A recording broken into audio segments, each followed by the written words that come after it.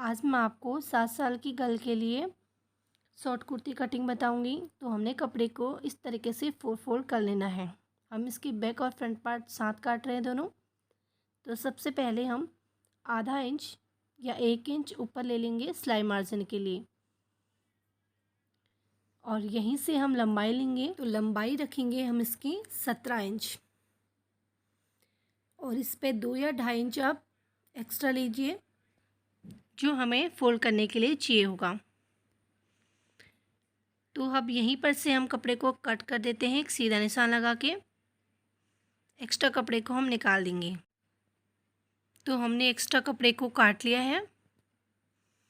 अब हम इसमें मेजरमेंट का निशान लगाएंगे। तो आप देख लीजिए आपको कपड़े की चौड़ाई कितनी चाहिए। इसका मेजर हम इस प्रकार करेंगे कि आपकी जितनी भी हिप होगी उससे 2 इंच एक्स्ट्रा लेके चलेंगे हम, जो कि हमारा मार्जिन रहेगा, और उसी हिसाब से हम कपड़े को फोल्ड करेंगे ताकि जो कपड़ा हमारा बच जाएगा उससे हम पट्टियाँ काट सकें। उसके बाद हमने 17 इंच पे निशान लगाया है जितनी हमारी कुर्ते की लेंथ है, और निशान को सीधा कर लेना है। तो अब हम तीरे का निशान लगाएंगे। यहाँ पर हम तीरा 5 इंच ले रहे हैं। आप 9-10 साल तक के बच्चों के लिए तीरा 5 इंच ले सकते हैं। और आर्मोल भी हम यहाँ पर 5 इंच ले रहे हैं। आधा इंच हम एक्स्ट्रा लेंगे ताकि हमारा सिलाई मार्जिन में चले जाएगा ऊपर से। उसके बाद हम इन निशानों को आपस में मिलाएंगे, और आर्मोल को हम गोलाई में शेप दे देंगे हल्का सा।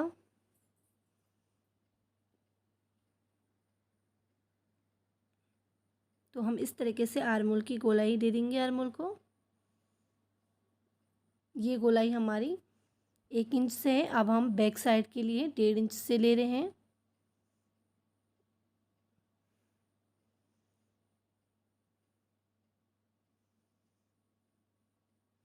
ये हमारे फ्रंट और बैक आर्मोल दोनों के लिए है गोलाई। उसके बाद हम आर्मोल से 5.5 इंच पर एक निशान लगा देंगे। ये हमारा कमर पॉइंट रहेगा। हम इस निशान को भी सीधा मिला लेंगे। उसके बाद हम इंच टेप को आर्मोल पर रखे हुए 9.5 इंच पर एक निशान लगाएंगे। यहाँ पर हमारी हिप रहेगी, और यहीं से हम कुर्ती में चाक बनेंगे हमारी यहीं से। तो हम इस निशान को भी हमने सीधा कर लिया है। उसके बाद हम कमर का निशान लगाते हैं। कमर हमारी 22 है। उसको 4 से डिवाइड करने के बाद जो भी संख्या प्राप्त होगी हमें यहाँ पर उसका निशान लगा देना है, जैसे कि इसका आया 5.5। और यहाँ पर हम आर्मोल के यहाँ पर चेस्ट का निशान लगाएंगे। चेस्ट हमारी 6 इंच 24 है, और नीचे हम हिप साइज लेंगे। हिप हमारी 23 है। हमें सब चीज़ का चौथाई भाग लेना होता है। तो हम इन पॉइंट को इस प्रकार मिला लेंगे।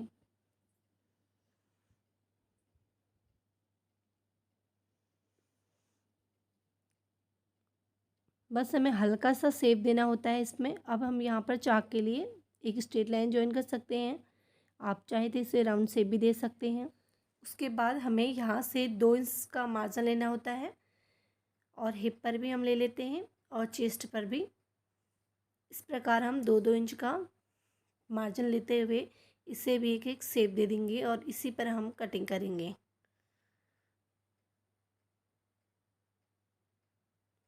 उसके बाद हम गले का निशान लगाते हैं। गले की चौड़ाई हम जो रख रहे हैं 2 इंच रख रहे हैं। बच्चों में ज़्यादातर 2 इंच ही गले की चौड़ाई दी जाती है।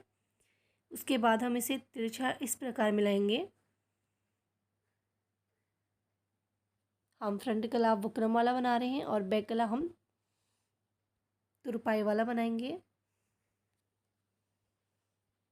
तो पहले हम इस तरीके से सूट की कटिंग कर लेते हैं। यहाँ पर हम सेंटर का निशान लगाते हुए इस तरीके से सूट को काटेंगे।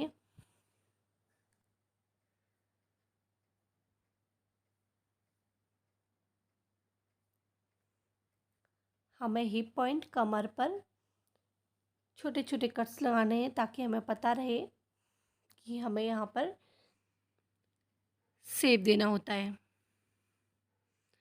उसके बाद हम फ्रंट और बैक पल्ले को अलग अलग कर लेते हैं। अब हमें सिर्फ फ्रंट पल्ले के आर्मोल पर गोलाई देनी है। तो अब हम इसकी फ्रंट पल्ले की आर्मोल की कटिंग करेंगे।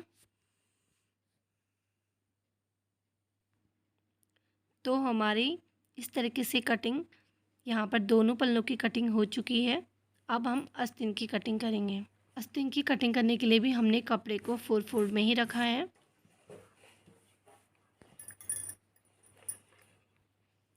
अब हम यहाँ पर आस्तीन की लंबाई देख लेते हैं। हमें आस्तीन की लंबाई, जैसे कि हमें आस्तीन की लंबाई 12 इंच रखनी है, तो 1 इंच हम इसमें एक्स्ट्रा लेंगे। 1 या 1.5 इंच ले सकते हैं आप। इसे हम सीधा निशान कर लेते हैं।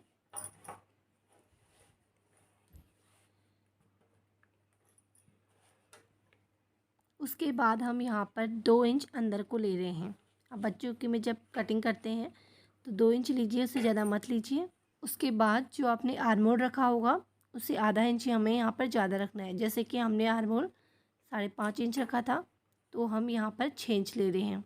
आधा इंच आर्मोल गोलाई में बढ़ जाता है, तो हमें यहाँ पर भी आधा इंच एक्स्ट्रा लेना है। उसके बाद हम इस निशान को सीधा करेंगे बिल्कुल, और इस तरीके से गोलाई में शेप दे देंगे। और हमने 1.5 इंच मार्जिन लिया था, तो हम यहाँ पर भी 1.5 इंच ले रहे हैं, 1.5 या 2। उसके बाद हम मोहरी का निशान लगाते हैं। मोहरी हमारी 6 थी, तो यहाँ पर हम 3 इंच ले रहे हैं और 2 इंच एक्स्ट्रा ले रहे हैं। इस प्रकार हम इन निशानों को आपस में जॉइन कर लेंगे। तिरछा इंची टेप रख के या आप स्केल की मदद से भी कर सकती हैं।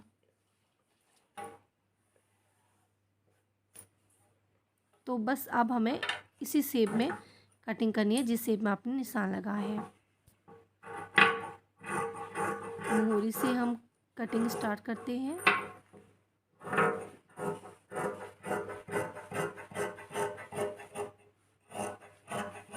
वीडियो पसंद आई तो लाइक ज़रूर कीजिएगा।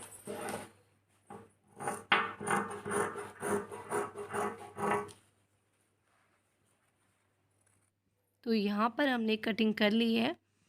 अब हमें फ्रंट आर्मोल के लिए क्या करना होगा, 1 इंच एक्स्ट्रा गोलाई देनी होगी हमें। तो हम 1 इंच एक्स्ट्रा लेके गोलाई करते हैं। ये सिर्फ हमारे फ्रंट पल्लू में ही रहेगा, फ्रंट पल्ले पर ही हम इसकी कटिंग करेंगे।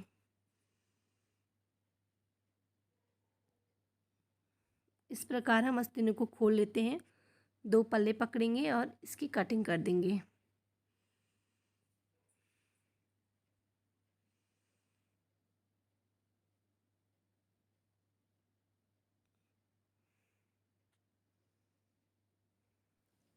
तो हमारे आस्तीन की भी कटिंग हो चुकी है।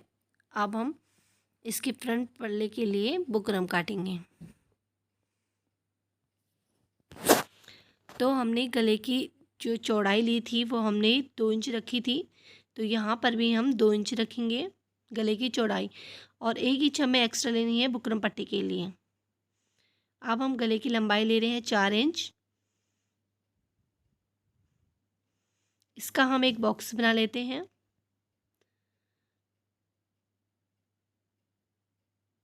इस तरीके से मार्जिन को भी ले लेते हैं हम और इसका बॉक्स बना लेते हैं।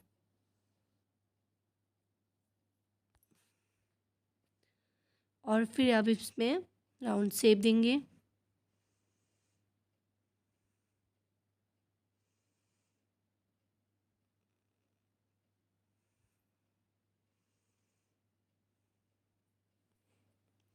अब हम क्या करेंगे, 2 या 3 इंच हमसे आगे से गले को ओपन रखेंगे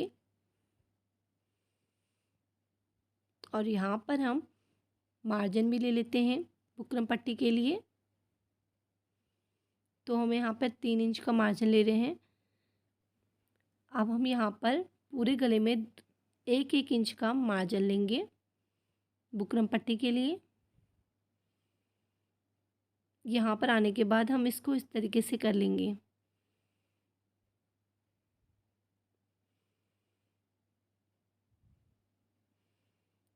आगे से ओपन रहेगा तो ये बुकरम पट्टी भी इसी प्रकार रहेगी। तो अब हम इसकी इस तरीके से कटिंग भी कर देते हैं। इसका स्टिचिंग पार्ट हम नेक्स्ट वीडियो में लेके आएंगे।